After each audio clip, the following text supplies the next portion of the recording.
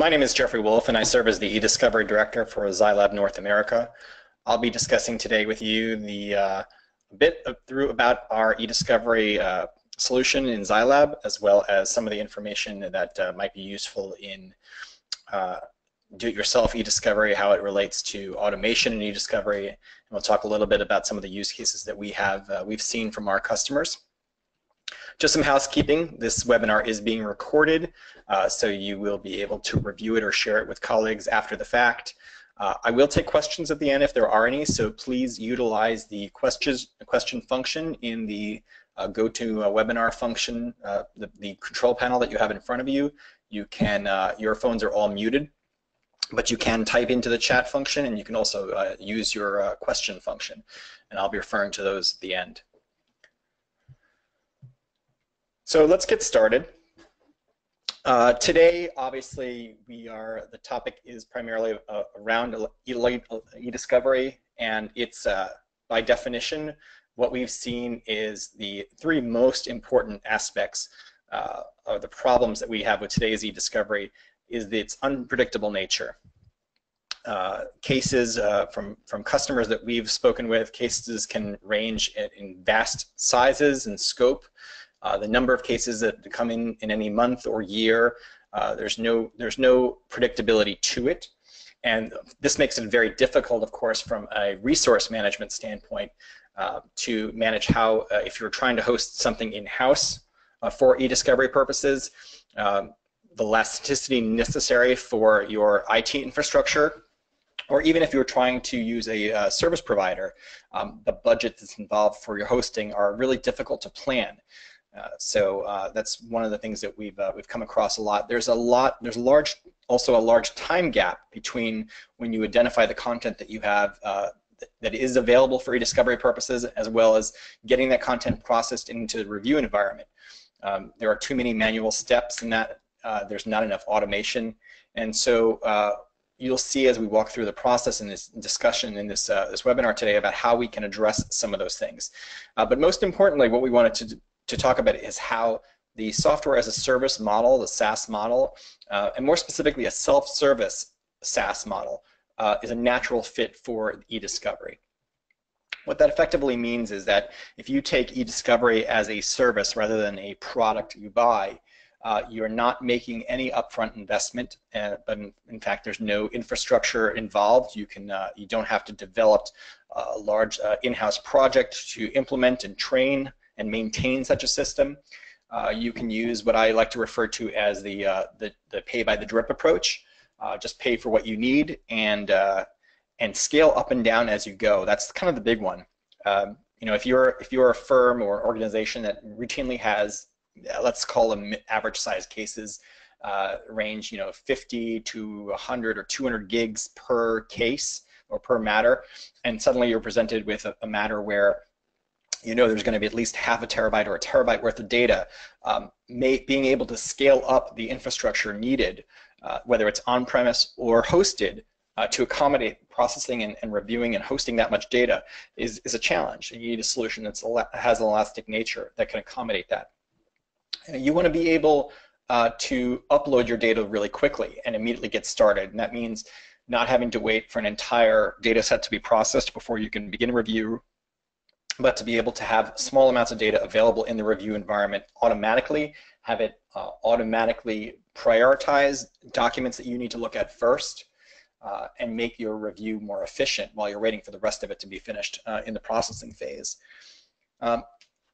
Of course, software as a service, one of the advantages that any application on software as a service has over an on-premise implementation is that it's always the latest technology.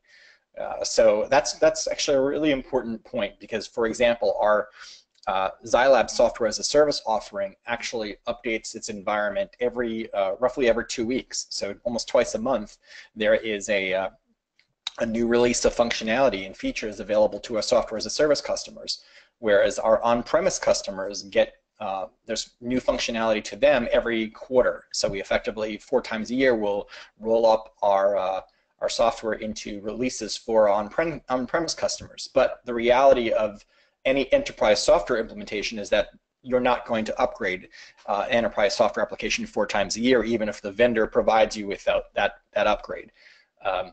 eDiscovery is a very complicated beast, and then as such, you probably would schedule 1, at most 2 upgrades a year. And so you can see that there's a big gap between the adoption of new functionality for software as a service customers who get it right away versus enterprise on-premise customers who have to wait a considerable amount of time. Of course, in addition to that, you have to, if you have an on-premise solution, you have to staff it. You have to have people who know how to manage the infrastructure, who know how to manage the application. A lot of that is solved with a software as a service project. And of course, you can manage it. You can manage the project much more yourself without the need to bring in a whole team of people. If you're trying to accomplish more with less, having the infrastructure in place to do software as a service is going to be much more beneficial to you. Some have concerns about the cloud or any implementation of data or application software in the cloud. Obviously, those fears have, from 5 years ago or 10 years ago, have been assuaged quite a bit, as more and more of the customers we speak to, in fact, now have cloud-first initiatives, meaning that any new application they want to bring into the enterprise, or anytime they're replacing an existing application, they're directed by either their IT departments or security infrastructure departments to take a cloud-first initiative. If the application has a cloud function or a software as a service function, that should be the primary means to deploy, unless there could be some proven reason why that is not a valid option within that organization. Just generally, security is going to be better nowadays in the cloud than even with on-premise installations. For example, I'll talk a little bit about Microsoft Azure. That is the infrastructure that ZyLAB uses to host our software as a service application. And Microsoft Azure goes through all of the security certifications that are needed to host enterprise applications for all the major Fortune 500 companies. They can do security far better than a lot of on-premise commercial customers that I've talked to are able to even secure their own environments. In addition, they also have better physical security. They have the ability to manage their staff that has access to the data centers, security background checks on all personnel, biometric and forensic access methods to the data centers, security monitoring data centers. And when I say security monitoring, I'm not even talking about software security. I'm talking about physical security of managing access to the building and video camera logs of everyone who comes in and goes and what they've touched. There's just better physical security from a cloud provider standpoint, even than most office locations today. But touching on cybersecurity, they're at the forefront. Cloud providers are at the forefront, especially ones as large as Microsoft, of taking the burden of hardware and software security, because they have a larger liability. They have to make sure that they're protecting the data and applications of thousands or tens of thousands of their customers.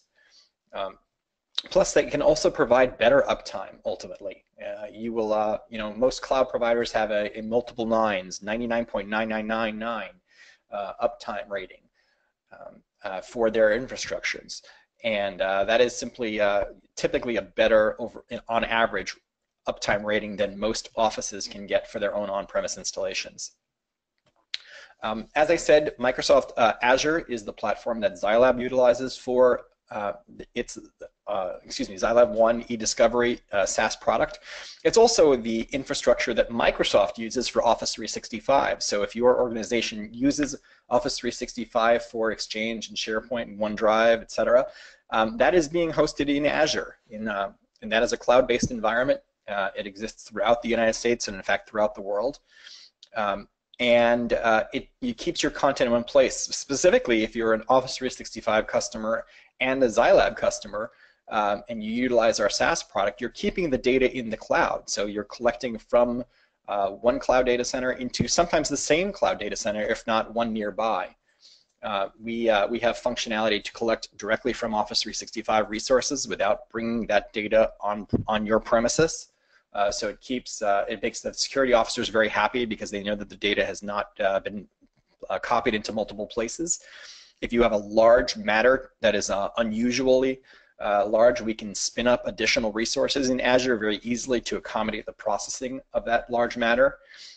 Azure blobs are a way to store content in a less expensive storage method than traditional file-based systems. And Azure can integrate with on-premise resources, so that's the best of both worlds. You can actually utilize, for example, on-premise Active Directory integrated to Azure, and utilize those trusted identities for access to cloud-based resources. I think this one is a given.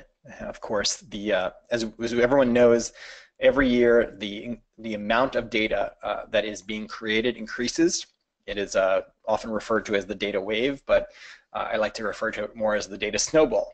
As we roll along here, as more content sources are available, as more functions are moved completely away from paper entirely into electronic formats, the amount of data that's created on a regular basis is increasing. As it relates to eDiscovery, the types of data is increasing. I mean, in today, it's still 80% of an average matter is email. And that has not really changed. But of course, if you remember that with every email message comes every attachment, and those attachments can be any file format.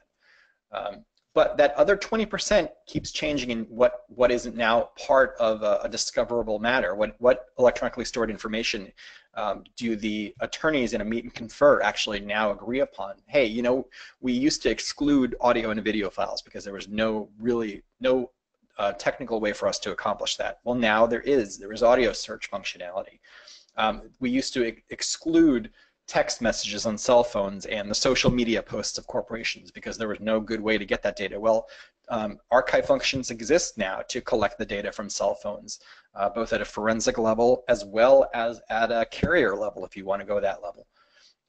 As far as social media is concerned, there are a number of different applications out there that can archive websites and social media accounts for organizations, and because that data can become discoverable in cases. And you need a solution that can accommodate not just email collection or file system collection, but collection from multiple sources, and to bring that into one repository for you to search, review, redact, and produce. As it relates to the data wave, you have to understand how much data you have, how much data you need to process, and what workflows you're going to utilize. So how do we make discovery easier? And that comes down to a number of functions. Obviously, rules-based discovery is the way of the past. The way of the future is much more rooted in artificial intelligence and data science, and we can use those technologies to make the electronic data accessible, enrich the data. In other words, increase the amount of metadata that we can get out of that by, for example, entity extraction. In the past, you know, we used to be able to identify that someone sent an email and someone received an email. But if John Smith's name was mentioned in the email message and you didn't know to look for John Smith, you wouldn't necessarily come across his name. So having an application that can intelligently read the body of the message and identify people, places, and organizations and extract that information and enrich the metadata is important. You want to be able to analyze that data. You want to be able to automatically classify that data and organize it in such a way that it can be consumed quicker.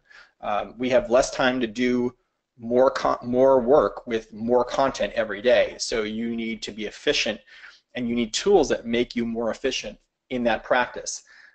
When you come into an eDiscovery review, you want to already have content that's been pre-classified for you, that's been pre-redacted for you, before the reviewer even starts looking at the data, and there are functions available to do that. You want to create visualizations, and I'll show you some examples of that in a little bit. But you want to be able to visualize the data as opposed to just being able to run a search. You need a way to identify the content in such that you can answer the most basic questions about that data set, which, you know, the typical W questions: who, what, when, where, why, how, and how much. You need to be able to answer those questions, and you need to be able to get to those answers quickly. So as it relates to ZyLab, we started offering, we've been offering eDiscovery solution now for over a decade. We are actually been in the information compliance and search space for 3 decades now. And we started about a year and a half ago, 2 years ago now, offering an eDiscovery software as a service product.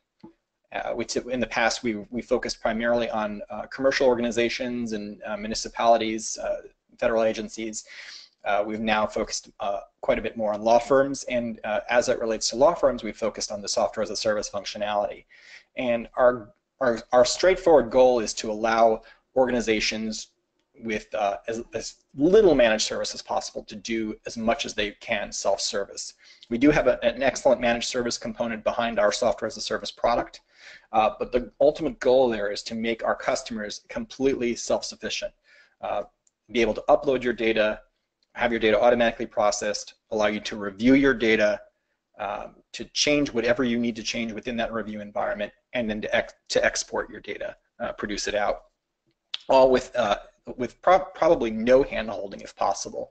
The managed service function is there as a safety net, but we want customers to be able to you know, if at 3 o'clock in the morning you want to log into the ZyLab environment, upload some data, do a quick review and export that data before anybody comes to the office at 7 a.m., we want you to be able to do that. And today we've gotten to that point. Of course, if there's more complex things, or if you have process exceptions that you need to deal with, or unusual production requests, we do have that managed service functionality, and that person is always available to answer questions and address any needs you have. But like I said, our primary goal is self-service. Today, you are able to upload your content in a self-service functionality through ZyLab ONE's cloud upload, and I'll show you that. And you're able to request that your service provider collect data from Office 365 automatically. But in the future, we're going to allow that Office 365 collection to be self-service. So you'll be able to go into the ZyLab application and put your Office 365 credentials in and have it collect the data for you and process it right away. This is a screenshot of what our self-service upload functionality looks like. You can drag and drop documents, or more likely you would drag and drop zip files or PST files onto the screen, or select them through dialog. You'd identify the custodian name and the source that belongs to this content set. You give the upload a name so it can be tracked, and then you hit start upload. The data is pushed through your browser to our servers, and for our US customers, our Microsoft Azure hosting location for the software as a service product is within the continental United States. It's actually located in the central US region, and so your data never leaves the continental US. It is processed automatically, and then when it's finished, it will let you know on the screen that it's completed, and you can go review it. But actually, you don't even have to wait for the entire document upload to be complete. Within a few minutes of your uploading data, the first few documents in your review will begin to start trickling into review, as we process documents in batches. So we take your upload, we open up the containers, we process the documents, and then as we complete the analysis of a family, we move that family over into the review environment. So you don't have to wait for the entire job to be done to start your review. We do a lot within that processing step, and I often gloss over that, but it's worth mentioning. In what we call our deep processing, whether you're going to do complete review or you're just going to use our solution for ECA, or early case assessment, we will process over 700 different file formats without any problem. We can open up any compound or compressed file format. Even end-case images of forensic images can be uploaded to our system. We will extract any embedded objects. So if you have a Word document that has an image and another spreadsheet embedded inside it, those are extracted, and they're provided with attributes so that you link the child to the parent. Any PDFs and images that are not natively searchable will be OCR'd automatically. If it's an optional service, but we do provide the ability to create an audio file or video file index. So if you have media content that you want searchable, we can create an audio index for that. That is actually an optional feature of our SaaS environment. We do a lot of the ECA type of assessment for you automatically. So for example, we'll build an email thread. You do your threaded email analysis for you. We'll do a deduplication analysis and even near deduplication analysis. We can do some basic text mining. We can set up auto classifications to pre-classify. So for example, if you wanted to say any messages that had this person's name or this person's email address, or if you found a social security number or a passport number or credit card number, go ahead and tag it with this functionality. We can set those rules up so your content is auto-classified as it's being processed in. We can do clustering or topic modeling and show you the important clusters and topics within your data set. And then we have a number of accelerators to speed up your review or make your review more efficient. There's visual dashboards with our facets. We have very advanced tagging workflows that allow you to, with sophisticated logic behind them, so you can create any type of tag you want, and they can be permission-based, so you can set up multiple pass reviews and have people access tags. Maybe first-pass reviewers don't have all the tags, and second-pass reviewers have more tags, and then a final QC person has access to all the tags. As I said, we have a number of AI functionalities, artificial intelligence for predictive coding, and topic clustering is also using the AI data science. Those use a binary machine learning to train our classifier to look for responsive documents within your data set. We have optional machine translation, so you can, if you have non-English documents that you need translated to English to make them searchable in English, you can do that. We support over 120 languages for bidirectional machine translation. But you can also search non-English documents right in our review interface without translating them if you have a native non-English document speaker. Automated redaction, I mean, everyone has manual redaction, but automated redaction for the ability to find and redact content either by keyword or pattern within our system is a huge time saver. And then, of course, we support multiple formats for production of your data out.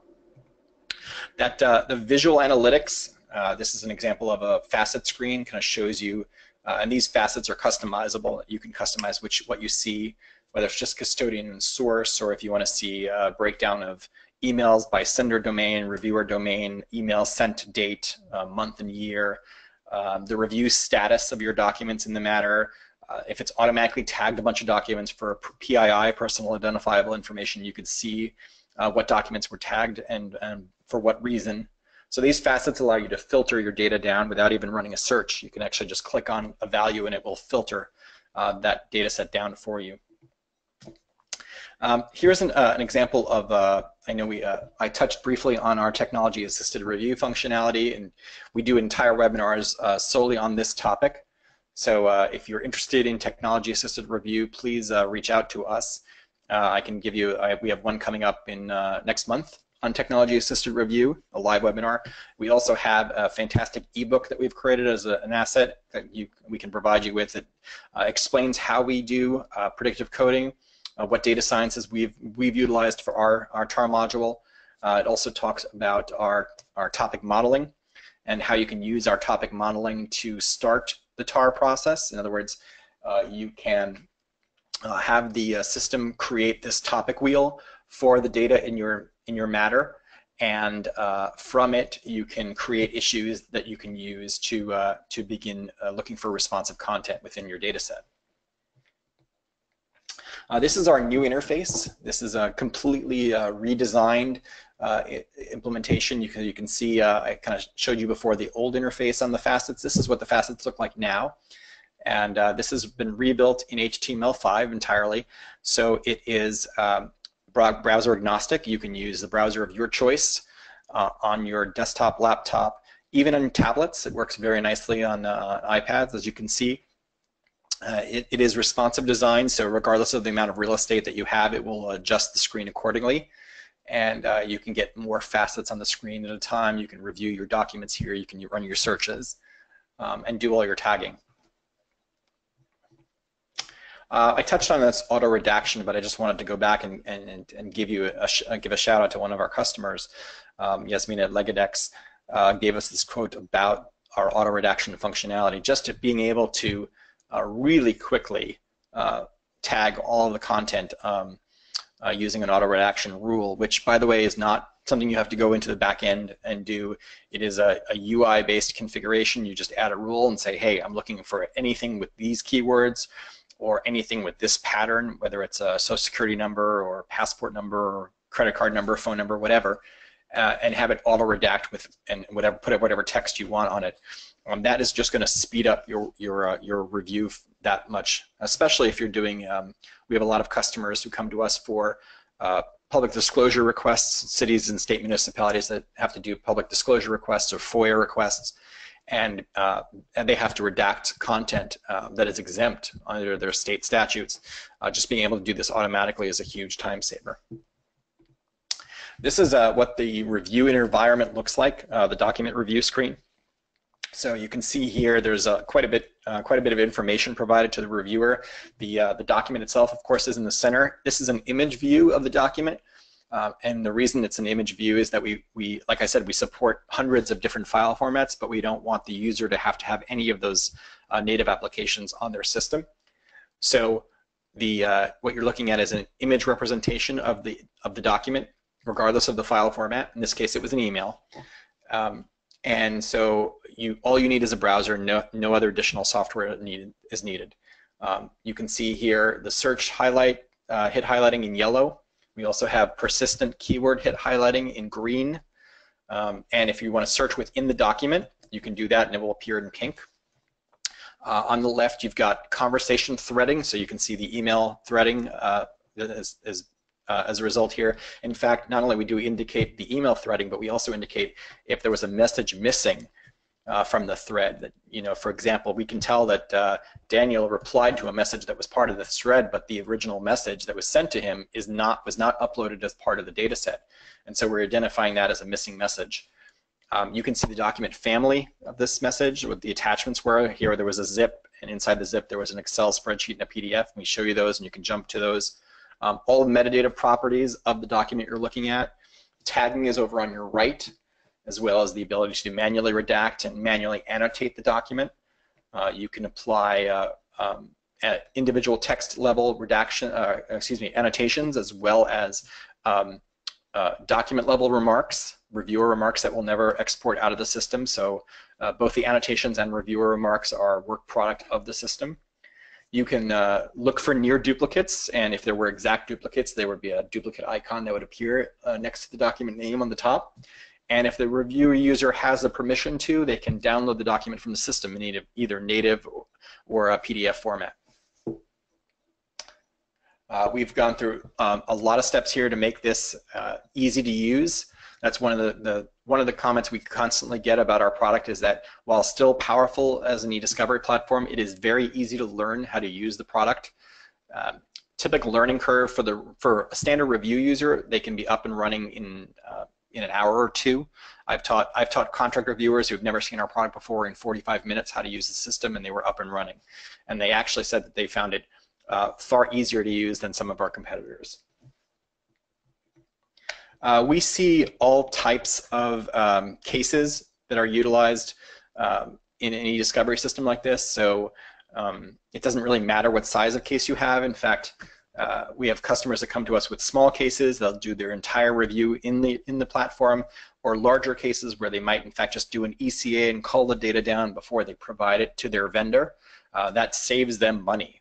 I mean, that's ultimately, it's going to save you money if you're calling the data down before you provide it to your to outside counsel or to your service provider, to another service provider, if you want to call it down here in our system. But it is a fully functional review environment. I don't have a chance to show you the production system today, but there is a full production export module as well for exporting your data with whatever load file formats you might need. It's easy to manage because you don't need a large lit support department. You don't need an IT department to manage this because it is software as a service, and it will really scale to accommodate any size organization. As far as the types of matters are concerned, these vary widely. So, the most common use for eDiscovery is civil or criminal litigation, but we see a lot of use of contract arbitration, M&A, Internal investigations. A lot of organizations are now using their eDiscovery tools for HR investigations. And as I mentioned, also city and state municipalities are using eDiscovery tools for public disclosure requests and FOIA requests because it's the same use. It's effectively the same use case. It's just the tool set doesn't change in the multiple use case scenario here.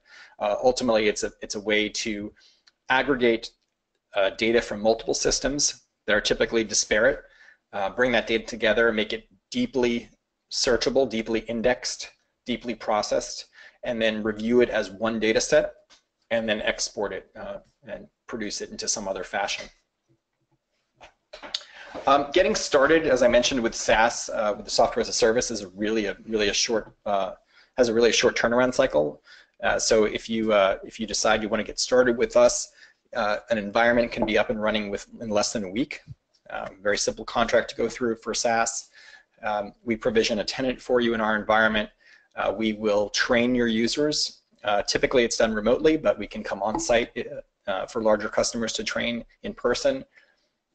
We can work with your existing matters. You can convert them, export them out of your current system, and bring them into ours, or you can just try it out with new matters. A lot of our customers will come on board and transition their old matters out in their old system and just start new matters in our system. You can create your new matters yourself and upload the data right to the system, or you can simply ship us the documents, or ship us the load files with the documents, and we will bring them into the system for you. And then, of course, we have additional services that are available. There is a trial going on where you could try out the software, and so you're able to go to our website, and there'll be more information when we send out the thank you messages from this webinar, along with a link to the recording. So if you're interested in taking a look at the system, by all means, I encourage you to do that. If you have any questions at this point, I'll go ahead and just pause for a minute and see if there are any questions from the audience. Otherwise, we'll go ahead and wrap things up. This is meant to be a 30-35 minute webinar, and we're coming right up to that point.